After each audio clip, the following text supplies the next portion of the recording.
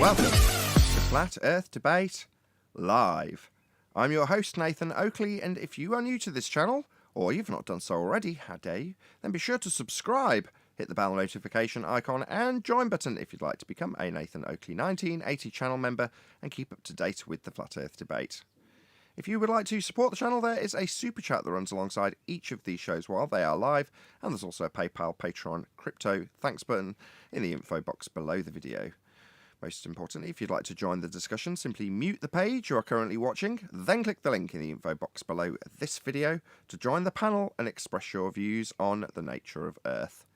If you do join, please don't swear. If you do, you'll be ejected. And if you are, please don't try to rejoin the stream using sock accounts. You'll be warmly welcome back on the next stream. Please also share the show on social media. Sharing the show obviously increases the live audience, but this in turn increases the chances of a more diverse panel, so please share the show on Facebook and Twitter. Now, we are joined by Arwin, I'm guessing, joining in the intro, Chocolate Saiyan, Neil, Eli, 10th Man, Refracted Curvature, the Adam Meekin, and Sleeping Warrior, together with a whole bunch of people in Discord, so welcome one and all. Hey! Yo, yo. Hello, hello, hello. Good afternoon. Afternoon, everyone. Hello. It's been a couple of days of not actually doing any housekeeping questions, so I'm going to do those now, if that's all good by you guys. Any evidence of a physical geometric sphere-edge horizon, formerly known as the curve of the Earth? Well, that will be because we keep our house pretty clean here. So, we don't got any Globers muddying it up. And no, there's No, not since 2020, not since the Black Swan. No. No. Hey, you stole my line. It still exists in people's heads who are willing to have considerations, and that's it. Some say the horizon is the Earth curve, and some say whoever said the horizon was Earth curve. And they're all ballers. Yeah, the horizon's not Earth curve, as stated. Debunked 2020. How could we see something that only exists as a thought experiment and in the math? Is it just me, or is 10th Man now almost so quiet that we can't hear him? Yeah. Sounds like he's in the distance. What? You can't hear me? Yeah, suddenly G Plus has gone really quiet. It's delightful. Nah. I can hear you. I was getting ready to say, Yeah, you Hey, John. seem to be half sound. I don't know. I'll figure it out. Don't worry. Hey, John. asserting Earth curve contradicts the celestial sphere model. So, yeah. How so? Well, the celestial sphere model has a flat plane with angles being taken from the ground level. So, if the ground's curving, then you're not getting an angle. I suppose the next logical question is there any evidence that you can actually acquire an elevation angle measurement from a curved baseline, aka an angle measurement used in the celestial sphere model, as they all are, versus a curved Earth to get it from? We'd had a little reshuffle of the words. I've put the, it's gone to the printers, but I like the wording you put because we were doing it for the banner, weren't we? So it had a bit more, needing less kind of explaining. So it's any evidence that you can acquire an elevation angle from a curved Earth baseline. The answer's still no. Is this the Finnish pull-up? This is the final. We got Brian in, we got Betty in. Brian's logo was a pain, but we got it done. What is this, Adam? Hold on, before you just answer that, did you say it's already gone off to the printer? It's gone, yeah. Okay, just wanted to check. Ooh, So is this a no folder? one criticise it for things that need to be changed. Because they can't be. Not now. Let's get that clear. You can still criticise it, but it ain't changing out. Okay, so to answer your question, Chocolate, this is a pull-up banner that's going to go out on the road, and where people stand in front of it, it's 6 foot. How high? 6 foot. How many inches? It's 2 meters high by 1 meter wide. There you go.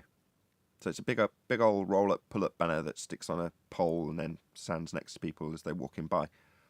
Now, coincidentally, the show name, Flat Earth Debate, encompasses what's going to be going on that particular location at that particular time, right, Adam? So might as well use that to my advantage. And when Adam suggested the idea, he showed me the original, and I was like, no, make it all much bigger, like much bigger. And that's what we've got. So I basically take all credit for this hard work that Adam spent several hours on. This is really cool. awesome. Which you should. Who's that? Who is the third? Like the big Eli. blue. I can't Eli. see who that is. It says anomalous. Yeah, that was one. Eli's logo just, I don't know, Eli approved it. It doesn't say anything Eli to me, but there we go, Eli. It's obviously your bag. I can explain that. So Elijah is in the wilderness and is fed every day by the brook in the Wadi, and he's brought food by the ravens. All his sustenance is brought to him by God, by the ravens.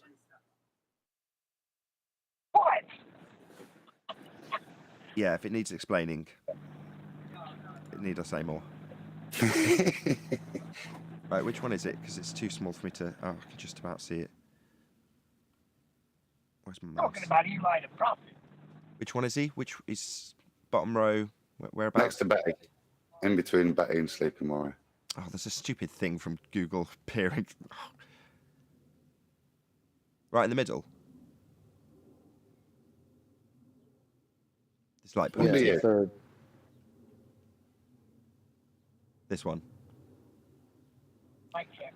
Yeah, we've spent far too long on this. This is now like pulling teeth. I've got to be honest, lads. I discovered an error. It says astrology. It should be saying astronomy at number 8. It says astronomy before it. Astronomy, astrology, and astrophysics. Astrology? Yeah, don't But be a is clever that dick, hard? Arwin. Nobody likes a clever dick. No, but you're right. It wasn't. But is astrology in that list, really? But before we Is this go a on, polite way to ask me to leave the party? can Adam just explain a bit more about what this is, the purpose of it? I've given a vague outline as a summary, hoping he would lead off from that, but we've ended up critiquing this a bit more than I was hoping for. Lovely, though. I haven't said it yet. Adam, it looks glorious. I'm just blown away with how great it looks. I'd like to thank my Agreed. mum, my wife, and of course my art director, Mr. Nathan Oakley. That was a good job, mate. Good bit of brain pulling, and it was a great idea to make it like that because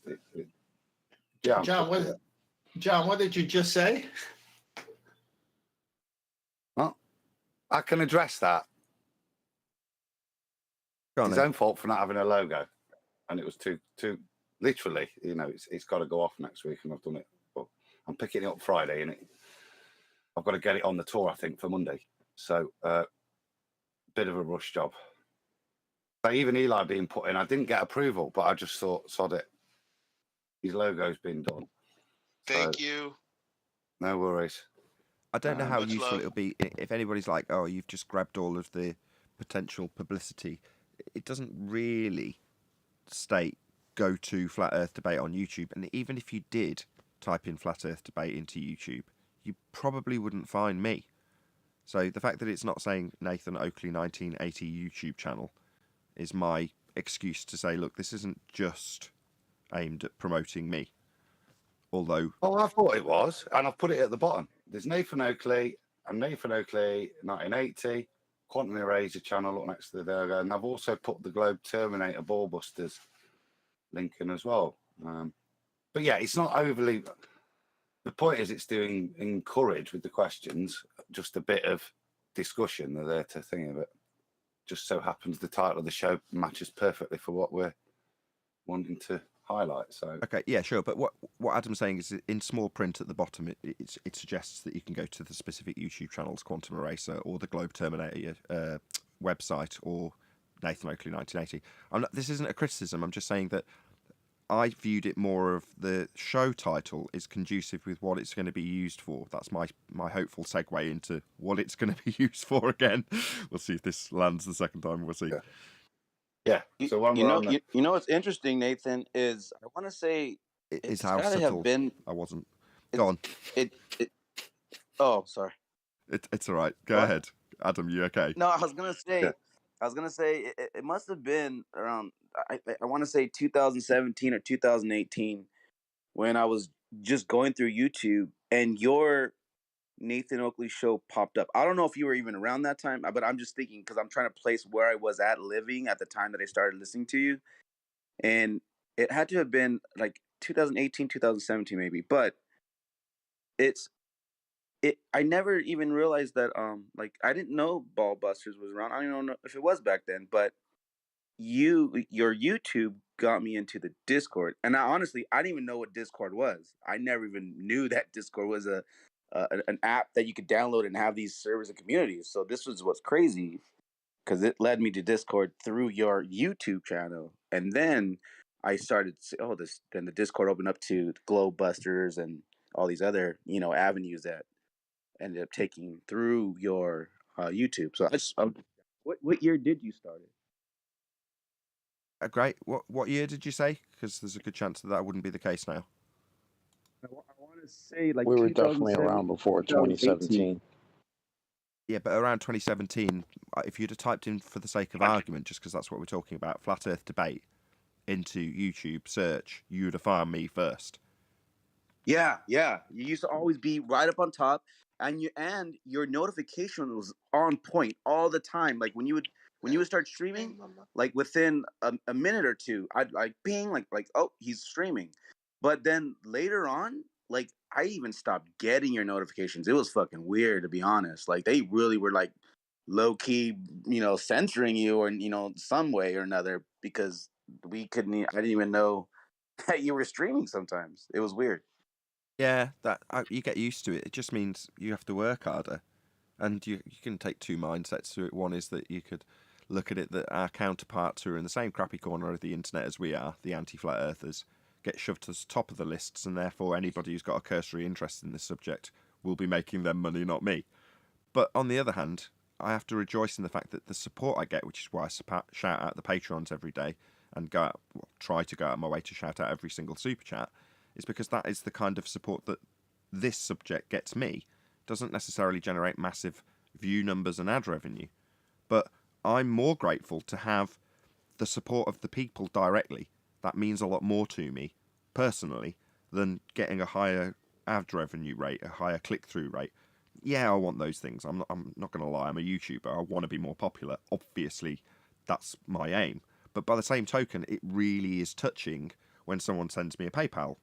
And it just does normally a little one-line message. Sometimes it doesn't, but most of the time it's just got a one-line message that says something similar to what you've said, which is, I appreciate what you do, here's some money.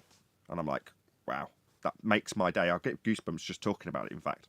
But there we go. We've had enough of this. Thank you for all the compliments. Really appreciate it. Not necessarily the case now, which is what the subject is, and that's why we've got this banner up. I'm going to try for the third time. This segue is going to land. It's going to be even less subtle. I know Adam's gone. He's taking it off screen. Oh no! Oh no! Don't worry. Not yet. It's the aid the segue. One more thing. All right, go ahead. Don't even think about it, Eli. Go ahead, Adam. Yeah, I did it last week, so forget it. Whatever. The purpose of the banner, obviously. So starting actually this Monday in Plymouth, there is the UK Globe Lite tours back on the road. I won't read all through again. All the dates, you can see them there. So the purpose is obviously to just bring this to the public, hopefully pretty enough to start conversations. We've got the questions there. And it's not solely, this one is going to encompass a lot more other, for want of a better title, conspiracy theories. So there'll be other people there, a bit more speakers cornery, I suppose, of which Flat Earth is always going to be a prominent member, but it's not necessarily the sole function. There'll be other people presenting other bits and bobs. I don't know if there's any dielectric acceleration stuff going off, but I know there's like 9/11 bits and a few of the more current topics as well. I'll leave it at that. But yeah, hopefully that covered the segue.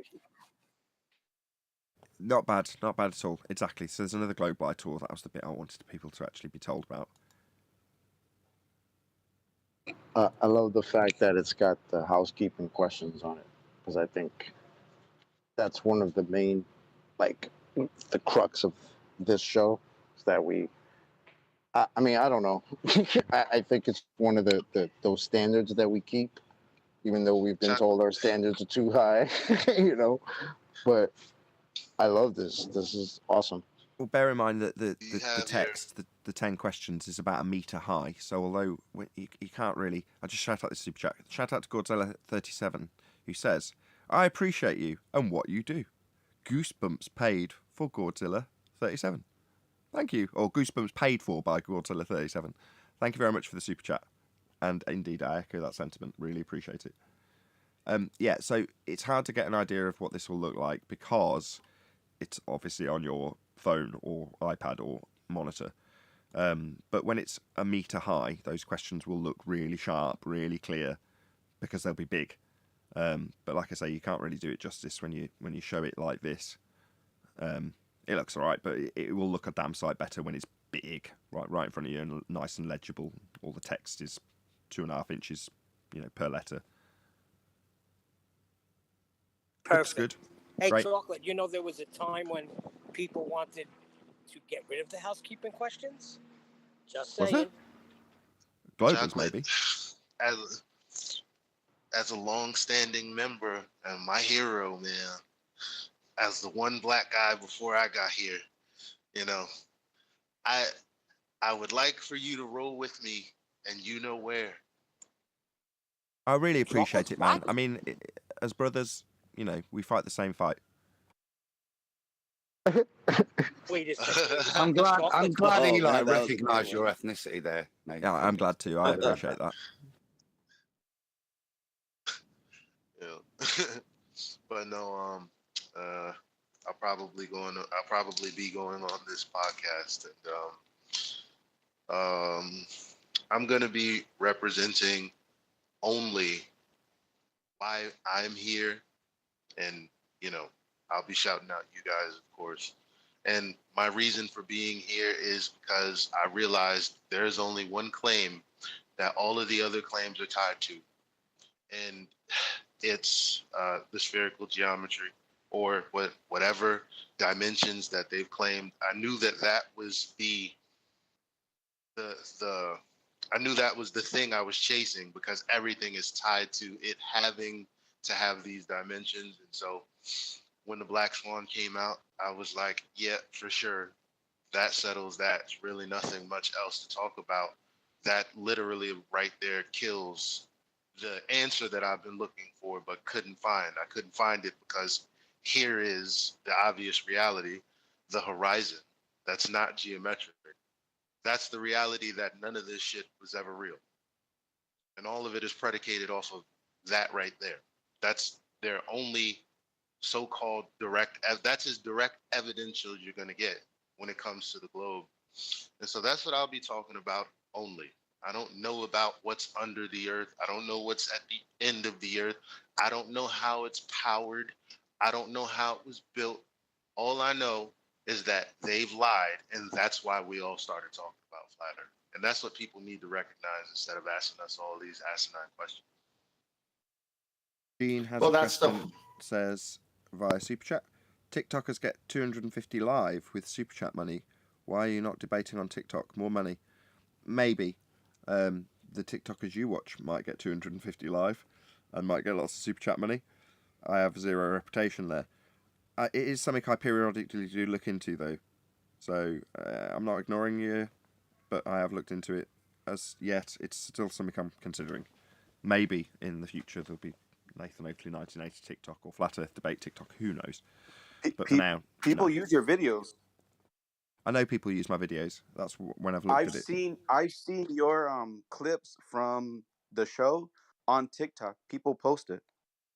Yeah. Just today, actually, just this morning, there was someone that posted it, and then at the end it showed the Globebusters little thing. Yeah, they use your videos online. Yeah, cool. Nathan, how's my sound? They're much better. I don't know what you've done, but it sounds normal now. I didn't do anything. I just want to say something. Oh, okay. Well, you sound great. Okay, great. This is on Eli's point. They have never seen Earth curve. Neil deGrasse Tyson says he's never seen it based on that statement of when he holds the globe and says, we're only like an ant this far above. And yet everything about space travel, which is false, and stars and all of the stuff is based on Earth having a radius. And Earth doesn't have a radius, or we would see Earth curvature. So it's all a thought experiment. This is so obvious after the Black Swan. And this is why John came onto this side of the argument, because he realized it was never a measurement, but he always thought it was, until he realized it wasn't, and then says, my gosh, I've been believing a lie.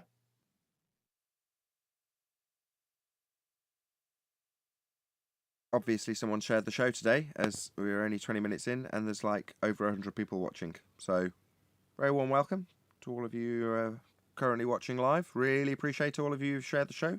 If you've just joined us, please smash the share button. Any evidence of the R value, Earth radius? No, It's derived from a flat plane.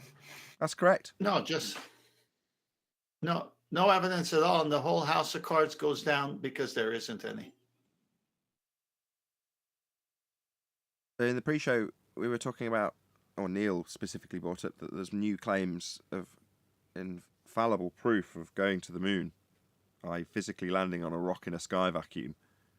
My immediate response was, no, they'd have to travel through a sky vacuum, which is automatically debunking any claims taking place in that region, akin to Narnia.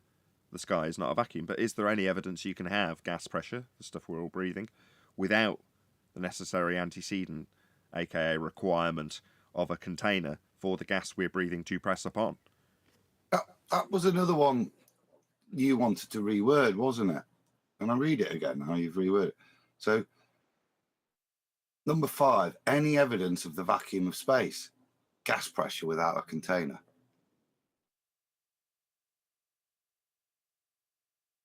Yeah, I think in text form, it doesn't... When I say it verbally, I want to invite the conversation, whereas when you're stating it as a statement in the form of a question on this list, it needs to stand alone without any context needing to be applied to it. Just read out how it's phrased on this banner one more time, if you wouldn't mind.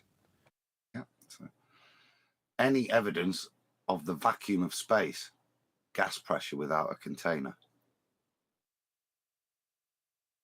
Now I've heard it, it does sound better, even verbally, doesn't it, than what we typically use? Yeah. Maybe an adjustment's required for the housekeeping question in regards to the sky vacuum. Any evidence? I like it because it's specific, isn't it? It's getting to their point of their religion. It's more direct. Yeah, just because it started off as a refinement to make the text look better when read doesn't necessarily mean it won't directly translate across to sounding better verbally on the show. Any evidence of the sky vacuum? That would be gas pressure without a container. That wasn't rhetorical, by the way. Yeah, there's still none. No, I haven't actually worded the question. But seriously, is there any evidence that you could travel to the moon via space, given that space would violate the second law of thermodynamics and the gas pressure we're breathing would disperse into that available volume if the sky was a vacuum called outer space? It's not. Any scientific evidence of gravity? You can't have scientific evidence if you don't know what the naturally occurring phenomenon is. Arwen's on fire today. I love it when Arwen plays normal person instead of a globie. Spot on. Baldwin will return, don't worry. About any single viable hypothesis from any of the fields of astronomy, cosmology, or astrophysics? See, there it is. It's cosmology, not astrology. Then it makes sense. Astrology is not a supposed science narrative discipline, you see. It doesn't put astrology instead of cosmology? Yeah. It says astronomy, astrology, and astrophysics. I thought there was something wrong. Cosmology versus astrology. Well, astrology is not one of the heliocentric Yeah. narrative disciplines, so Yeah, Don't think it matters. astrology is not usually in the question. It It's doesn't usually matter. cosmology. You're depressing, Adam. Stop. So I'm thinking, is- can I contact the printer? Is there a chance? Don't worry. Don't change Can it. we can we smash a logo out in time for refracted curvature? All these questions. I honestly you could don't just think put it a sticker matters. over it, you know? Don't worry about it. No, don't stick a sticker over it. Just leave it exactly as it is. It doesn't matter. Yeah, it does. No, it doesn't. You don't want to. You don't. It's You gotta don't be want to. perfect. You don't. You don't want to.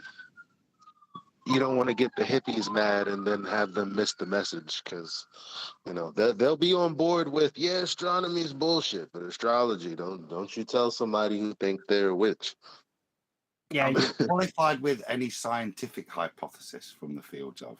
It's still So- contextually correct. don't piss off the faith healers. Number one, it's contextually correct. No, it would be better. Yes, Arwin's correct if it had cosmology instead of astrology. However, the average Joe that walks past it probably won't get that far down in the questions before they're asking something if they're intrigued. Right? Number two, I'd take that over a spelling error every day of the week. So I don't care. It doesn't matter. It doesn't make any... Nobody who's reading that's going to know that we say a slightly different word. Doesn't matter. It really doesn't. They will. You They still will. broke my heart, Arwin. I'm It sorry. doesn't matter. It's I not know all important. about it. Dude, when I wrote my Dungeons and Dragons book, I've like rewritten and spell corrected it like 15 times, like every part of it, because you always get things wrong. It always happens. Like if it's more than one sentence, you're gonna probably get something wrong. It doesn't matter. It's not wrong. It is. It's not. It's just not what we say on the live show. But Yeah. But most of the questions have had some alterations to them to some degree or another. So it really does not matter. Anyway, can we drop Well, this? it does because Ugh. that thing is specifically not on the list. But it's all right. I get you. Most people won't get to that point. And then it's not like they hang out in the open. There's going to be flat Earth debaters or flat earthers there that can clarify, like, oh yeah, astrology is supposed to be cosmology. It's not like it's out of context, Arwin. It doesn't say any scientific hypothesis from the fields of astronomy, astrophysics, and knitting, does it? It's at least in the same region. Exactly. You don't have to needle the point at them. Oh, that's fine. It's the technically main- correct, but it's not appropriate. It is appropriate. The main context of the question is asking for scientific validity for the assertion of a globe. It doesn't matter if it comes from astronomy, cosmology, astrophysics. It doesn't matter where it comes from. The assertion in the question, the important bit, regardless of the fields that you summarise after the main bit of the question, is any scientific evidence. Well, I agree Yeah, with but it is, Arwin. though, because I agree with astrology is Arwin in an the sense that I agree with Arwin in the sense that cosmology is quite literally what the pseudoscience is. They're promoting this cosmology and cosmogony, the beginning of all of this universe that is the cosmology. All of that is supposed science, whereas astrology is not. That's what's inappropriate about it. Right, they did totally deny astrology has any legitimacy. They throw it away as superstition, right, with God, right? So it's kind of weird putting it in between there if you really know the deeper context. That's it. I quit. No, but the rest is perfect. It's not It's that. perfect. It's not a big deal. It's cool. It's good. perfect in its imperfection, Adam. Okay. Any evidence of the distance to the sun? It's over there. Astrology has the answers. Maybe scientific evidence. Oh, it's too late now. It's in the ethos now. Look, therefore, the border is totally legitimate. There you go. I'll just legitimised it, Arwin. Well, then put ether in there too. Why? Nobody's challenging Because that. I thought that would be annoying to you. No, but it's not a Western okay. world religious viewpoint that we have ether or It's phlogiston. becoming that. Oh, Huh? really? Oh my, you really think that? How many flat earthers do you know that actually believe Flat in it? earthers, how many of the smallest of small subsets of the smallest pond on the internet think we have phlogiston? I mean ether. I think a substantial percentage. Of the tiny pond. Yeah. You know, I found myself arguing with these guys over at Geo's because the guy was basically, I was telling him that what he's trying to suppose is not a valid hypothesis. And then he used an invalid hypothesis with phlogiston, whatever it's called, to tell me, see, they did this and discovered with a new hypothesis that that old hypothesis was wrong. And I'm like, no, that's not how any of this works. And so it's funny that you're saying now you're relating the two of those things. And I was arguing, well, that's not a valid hypothesis to begin with. So why would you bring it up? It's against your point. Can you summarize the phlogiston point, please? That they said the hypothesis was that phlogiston caused fire. So then they went on to say, okay, now how do we test that? And then they said, okay, well, and then all they did was beg the question. But then they made a new hypothesis and then just dumped the old hypothesis. No, I meant for you to explain what is phlogiston and why they use it. Because they were using it to try to beg. Well, they were using it as an example of how their astrophysical hypotheses are valid. And I was like, no, you're just giving me another invalid hypothesis. What is it? What is phlogiston? Yeah. It's what people used to believe caused fire. Is it a I thing? believe it was a substance. It's like gravity. Gravity causes things, right? Well, not now, because now it's the effect of space time. But phlogiston caused fire. That's what they said. That's why it was pseudoscience. It's not anything, is the point. Right, they It's believe it was nothing. like a substance that just is in between things and that it was the cause. Okay, Yeah, I'll within- just I And think like I'm- ether is supposed to be the Sorry, cause of light, according to Ethereans. I just read between the lines with what 10th Man's asking. How is it used in this comparison now that you know what phlogiston isn't, i.e. a cause of combustion? Well, what they're doing is they're mistaking the hypothesis for an explanation, which I can do verbally, not on paper, but with a slight change of intonation in the affirmative hypothesis. I'm going to ignore the null, as they would. So, if phlogiston, then combustion, would be a hypothesis, supposition yet to be validated. The supposition that something I've made up, and I'm assuming is real, phlogiston, causes combustion. Okay? So if phlogiston, then combustion. Ignoring the fact that phlogiston isn't real and I can't vary and manipulate it to validate this hypothesis, I'm just going to change the hypothesis in the way I say it. If phlogiston, then combustion. You see how they're the same word said slightly differently? Now my hypothesis is an explanation with the exact same words. And I've automatically assumed that phlogiston's real and it's the cause of combustion. Yeah, they would reify that or validate that with, look, this wood, it burns. So clearly it contains phlogiston. Yeah, this metal, can't get it to burn. There's no phlogiston in it. That would be a proof. But the point is that what you're doing is you're deriving a theory just based on observation. There's nothing, like you said, there's no hypothesis to support what you're doing. You're just making an ad hoc theory that fits with your observations. There's nothing to really support it. And when you investigate further, it falls apart because it was literally just something you made up to fit your observations in the case Right. of just I always saw it as a very cheap attempt at chemistry. Very cheap. Where you just put it all over one comb, right? It's not incorrect. It's just very basic. Some things burn and some things don't. Right? That's the thing you've noticed, right? Now, What you've then done is leaped a leap of knowledge to assume that the reason something burns isn't because of the substance itself, but within the phlogiston theory that this substance contains phlogiston as well, which is why it will burn. Quick shout I out think they're to... confusing.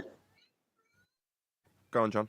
I think they're confused. I think they're confusing scientifically falsifying something with testing the null. Yes, You know, I'm going to so cover you that can in a second. scientifically falsify.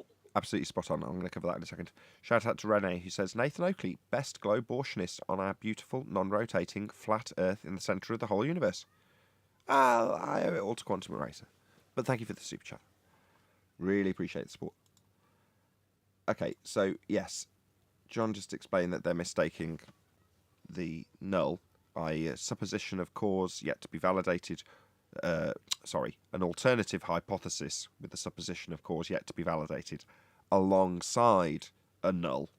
That's your supposition of cause yet to be varied and validated, but with the outcome being it doesn't cause the effect. That's a null hypothesis. The two are used in conjunction if you're following the actual scientific method. Well, if you just drop the null and change that supposition yet to be validated into an explanation, you then take you get 2 for 1 bonus out of doing that. Number one, you've reified the thing that doesn't exist. Doesn't matter if it's three-toed gnomes, unicorns, or in this case, phlogiston. And then you just describe what you've reified into an explanation for something that you see occurring. In this case, combustion. So, mistaking a hypothesis which hasn't been validated for an explanation is what this is originally contextualized as. It's been used in the negative with Eli to say, well, no, this is how explanations, which we call hypothesis from their side of the argument, are actually malleable and need to be adjusted and changed. That's how science works, right? That's what they were saying to you, Eli, with the example they gave you with phlogiston in it? That's exactly what they were saying. Because better science came along. Right. Whereas in reality, there was no natural phenomena to observe. Well, there was, if you say something's on fire, but okay, there's no independent variable, because you haven't got something you can physically vary. Phlogiston isn't something you can hold and vary, or capture and vary, or show in any way, shape, or form, because it isn't real. Like gravity isn't real. But you can take what seems like a supposition yet to be validated and just turn it into a statement of truth. If phlogiston, then fire. Well, they go a little bit further than that because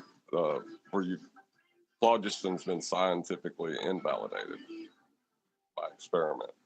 So then they'll say the Sagnac effect, right? It had 2 suppositions in it. One, it was the turn of the Earth or movement of the Earth or whatever, and the other one was the movement of the ether. So now that in their minds they've eliminated the movement of the Earth, then it has to be the ether. So it's testing your null. Well, no, that doesn't work in the scientific method either, because an independent variable is the sole presumed cause of the effect. The only thing that can be varied if you're following the method. It's not stacked up in dichotomy. So you haven't got if Earth turn, if we're going to call that a variable that you can vary, whatever. If Earth turn, then, I don't know, Coriolis effect. Well, that null would be if Earth turn, not Coriolis effect. Not if Coriolis effect, then the alternative would be a second variable of ether turn. It's like, no, the way the method works is you have something that you can, number one, show to be real. Number two, can actually be varied and manipulated. And number three is your independent variable in the hypothesis. And it's independent on its own, alone, without anything else. So it's not if Earth turn or if not Earth turn, ether turn. That's not how the scientific method functions. One at a time. So put the thing that you have got and is real and can be varied into your hypothesis as the independent variable, and that will be causing the effect you're studying. in the alternative hypothesis. And, mirroring it, you'll have the null. If Earth turn, not Coriolis effect. That's it. No mention of ether. Now, if that fails, let's say for the sake of argument that we actually managed to put this through the method, that would be a bloody varying Earth turn. Not possible. Nevertheless, let's say you did. You put it through the method and you showed that Earth turn wasn't or was the reason that you had Coriolis effect. Well, in the case of validating the null, well, it didn't cause Earth turn that we varied because we stopped Earth and started it again. It wasn't actually the cause of that effect at all. Shocker. So then you have to move on to the next thing. In other words, you put the next independent variable through the method. If ether turn, okay, well then if you're going to be varying ether turn, number one, you've got to have ether to show me, and then you've got to physically vary it and manipulate it, and then show that your physical variation of that, which you've shown to be real first, has actually caused the effect. In this case, Coriolis drift of the stars. Now, it's just they fail at the first hurdle because in the case of phlogiston, gravity, and ether, you're not going to show me any of them, let alone vary and manipulate them physically. What I got John saying is that somebody brought a match to the party where phlogiston was supposed to show up.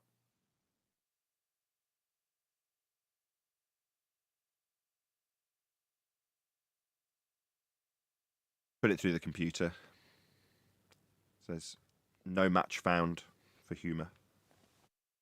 Do I get one strike for that? Oh, I'm going to extinguish this One conversation. strike. Quick, sharp.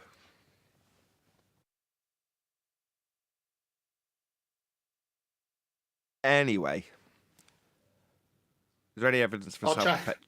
Go on. I was going to say I'll try to keep my comments lighter. I'm going to tear one off It's in a getting minute. better and better, man. Okay.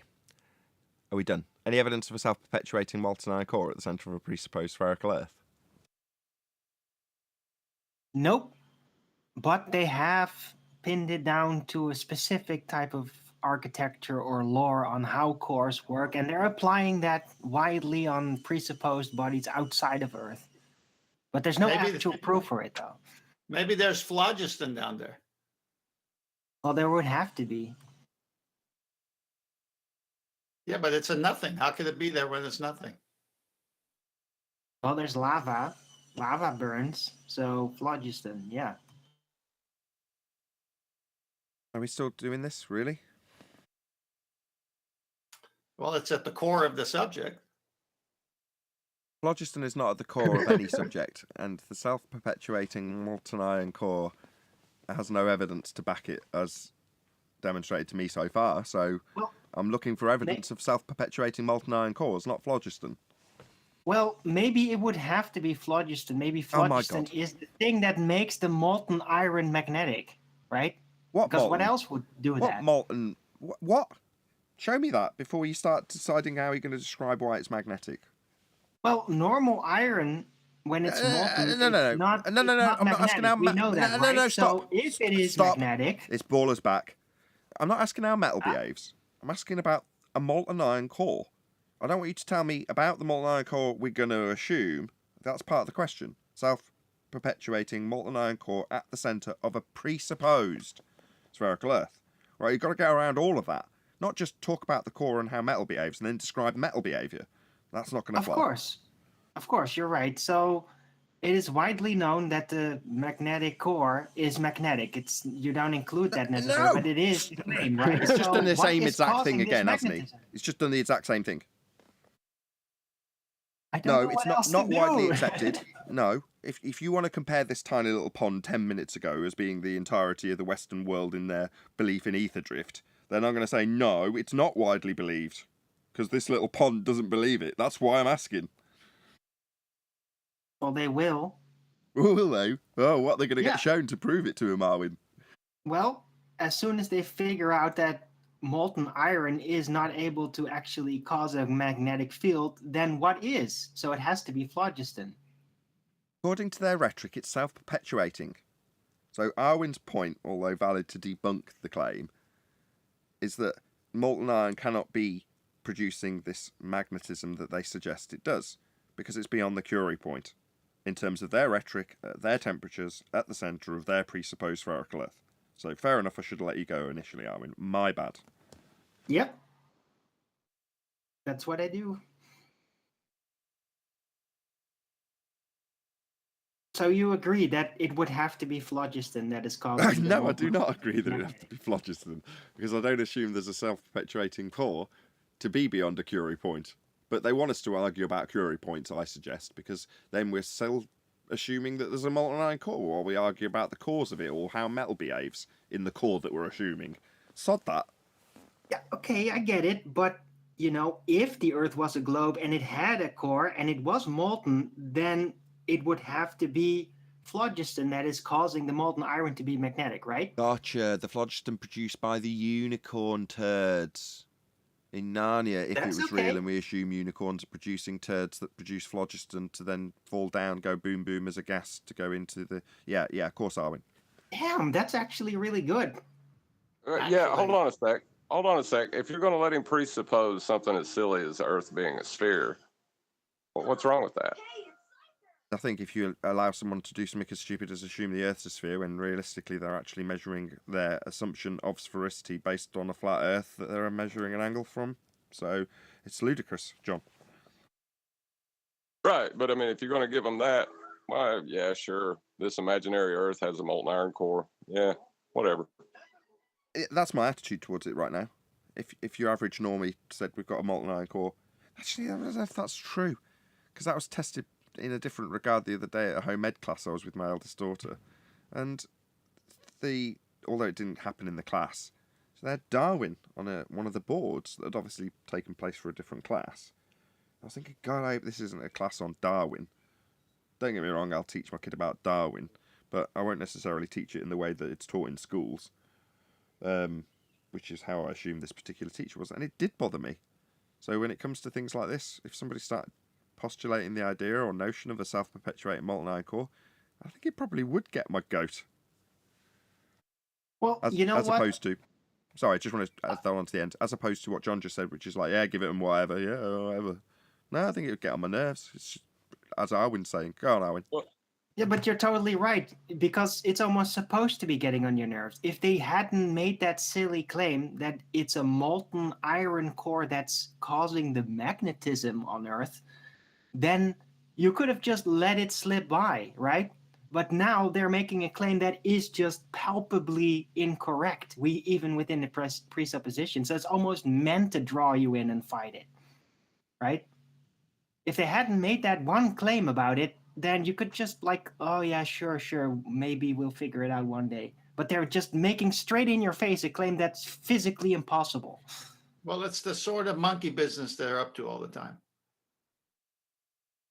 Yeah, but the amount of presuppositions that have to be true before you can even entertain that thought, you know, like, I don't know. I think that's why that one's the least important of the housekeeping questions to me. Absolutely. Yeah, but they made it more important by putting on the magnetic claim part. You just whistled They straight had past to John's point give on you this. something. Okay, so what John's saying is, to get to the point where you're talking about a molten iron core, you've got to measure a flat Earth to derive a spherical radius, and then violate your own flat Earth measurements to claim that you've got a curved surface akin to the measurement tool that you use to measure it on a flat plane. That's the first step. So then you employ the proto-fallacy and start to justify your own sphere belief with a radius value at 3959 miles. You then have to transpose that sphere Earth value onto Venus and apply Kepler's third law in order to derive distances in a sky vacuum for the heliocentric model. Once you've got those presuppositions in place, you can then turn the time back to a time long before we were in existence and have Earth smashed into by Thea to deposit an oversized molten iron core based on the core that was in the heliocentric model that you just assumed at the previous step, having been too small unless something made it oversized, i.e. Thea smashing into it. So then you assume that Thea smashed into Earth and that you've got an oversized molten iron core and the debris form the moon, in orbit around Earth, in orbit around the sun, In the heliocentric model, at the distances that you used r with Venus at the same r value as Earth in Kepler's third law, thanks to Christian Huygens' assumption, and the flat plane that you used to get the r value in the first place. Now that is a long list of presuppositions to get the point where Arwin's point takes effect, which is to say, at that point, the metal that they've got deposited from Theia, I won't go through the list again, is beyond the Curie point. So you're right, Arwin, but John's just more hard-hitting in terms of its point, because it's 7 steps along the begging the question fallacy by the time you're asking about the molten iron core's Curie point. Of course, right? But the thing is, So somebody you can had to buy do into all that. You had to do all that to get to a story that still doesn't work. That's awesome. Right. Yeah, that's right, Chocolate. Yeah, but that's gonna slip by a whole bunch of people, right? Especially in school, this is where we get to learn about it. What you know about presuppositions and all? No, you don't. You just get to learn. Oh, molten iron core. It's magnetic. Well, the magnetic part of molten iron not being possible is probably the first thing after that point you're gonna learn in school somewhere in the near future. That's gonna immediately give you another opportunity to think about the molten iron core and think like, wait, that's not supposed to be possible, right? Without knowing it's all derived from a flat plate, all that, they don't have to know that. You don't get to know that in school when you learn about the molten iron core, right?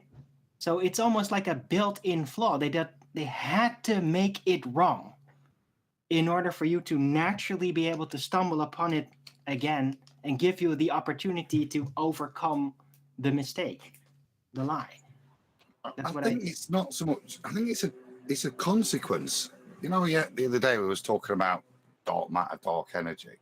But this convoluted, contradictory tale, and the originator part that Nathan explains with theory is part of its fancifulness, but it's an exemplifier of how convoluted you have to get just to get magnetism into the Bohr model.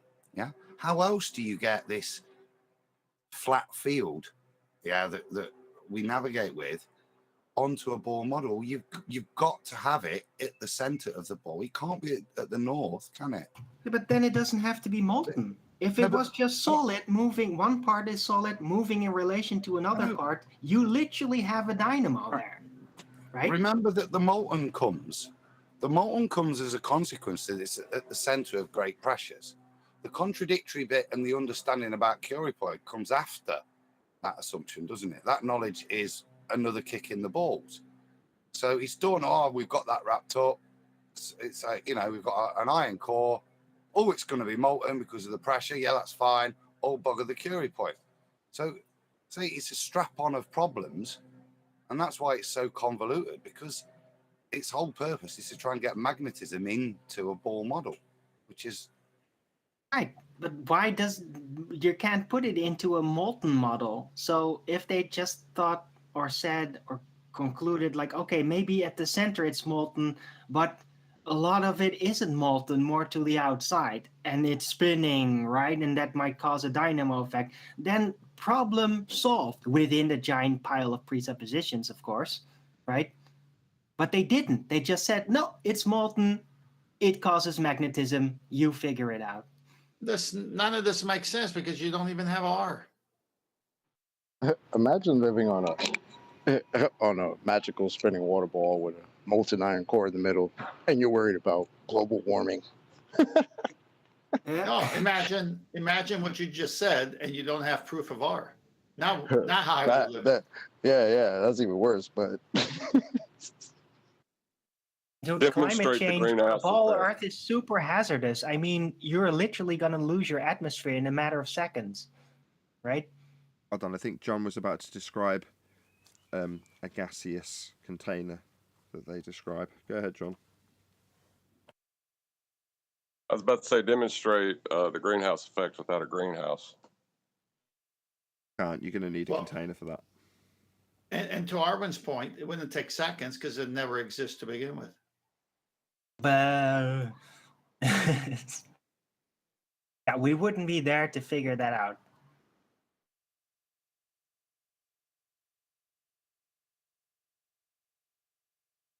Yeah, the point is to imagine that we're on a heliocentric model spinning through an endless galaxy with just a little bit of air pressure right next to the ball versus nothing in a super hazardous outer space. And then to be worried about climate change is quite bizarre. All Like- these claims that they make. It's like, oh, we can fix the climate somehow. It's supposed to be working. Oh, there's a meteor. Oh, boom. Oh, it was all for nothing. 1,000 volcanoes in one hour, right? It's all pointless from the true heliocentric perspective. Climate change is just a complete waste of time from within the model. Let me know when you're done. All these claims I'm done. that they thank you. All these claims they make need R. They don't have R.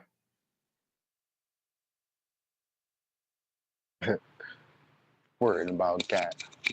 I mean, look at You're running around. You're living on a ball that's moving around another ball in a vacuum, ball of gas in a vacuum at 66,600 miles per hour, while that ball is spinning at 1,000 miles at the equator and following that other ball at about 500,000 miles per hour through the nothingness of the vacuum of space.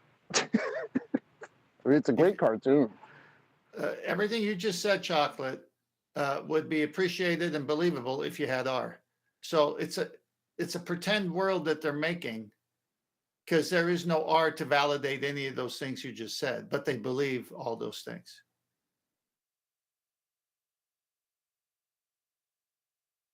We cover all the housekeeping questions. No, we got stuck on a few and we haven't finished them.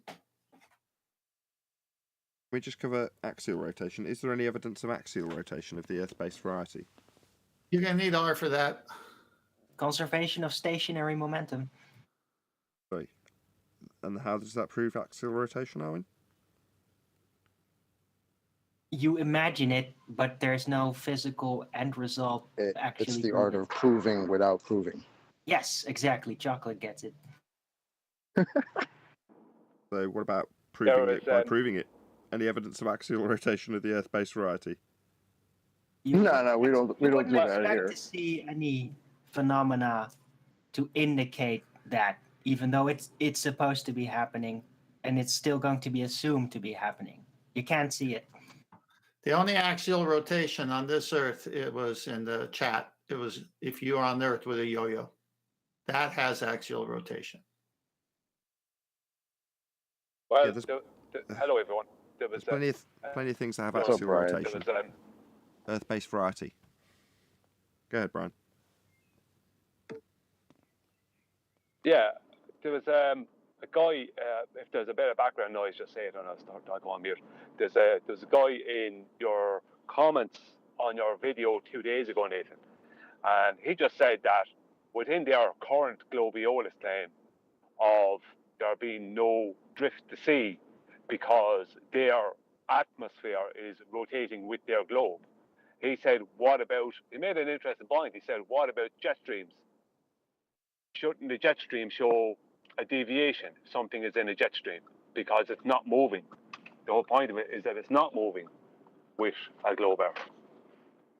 Sorry, the opponent's postulating the idea that we shouldn't have an effect, so he's just defying the globe claim that we'll have 15 degrees an hour Coriolis effect then, and explaining why we don't have it. This lad's a flat earther. He's saying within their claim of there being an atmosphere rotating with a rotating globe. That's not their claim.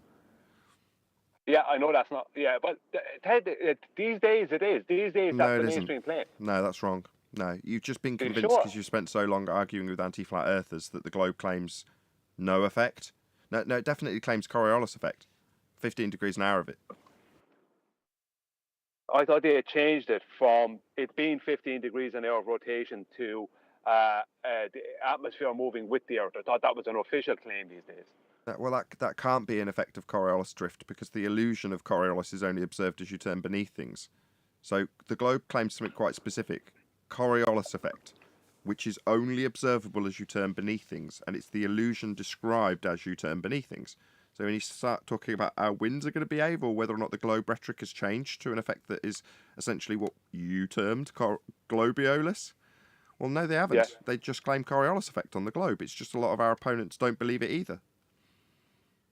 Well, the lad that said this, he just pointed out that even within their claim that the jet streams would disprove it, because if you had, let's just say, for instance, a high altitude balloon going up in the air, when that hits one of the jet streams, then it should show the Earth moving underneath it, if that was the case, because the jet stream is moving independent of the globe at all times, even within that new anti-flat Earth claim of an atmosphere that rotates with a rotating Earth. In defiance of the globe claim of Coriolis. Yeah. Yes, but that's the bit I'm going to be labouring from here on in, Brian. So whoever's asking the question, I know you said they're a flat earther, but he's saying, well, shouldn't they, the anti-flat earthers, who are saying Earth and atmosphere move together?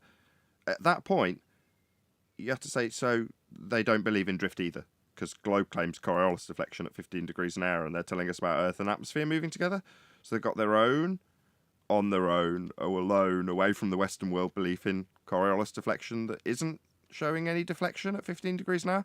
They just don't believe in the globe claim of Coriolis drift. That's my point, and it will be laboured from here on in. But with that, I'm going to say, if you are watching this on either Nathan Oakley 1980 or Nathan Oakley Premiering streams, stay tuned, as there will be an after show to follow. Unfortunately, if you are watching this live, this is where we bid you farewell.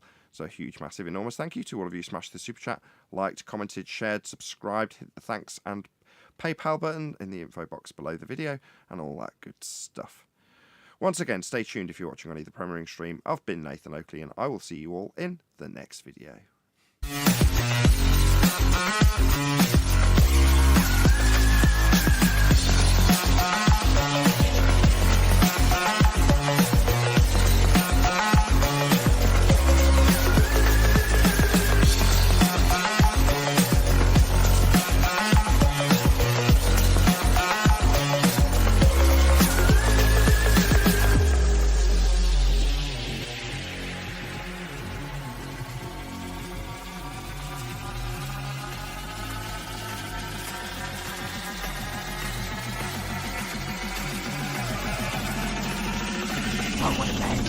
What a lovely day!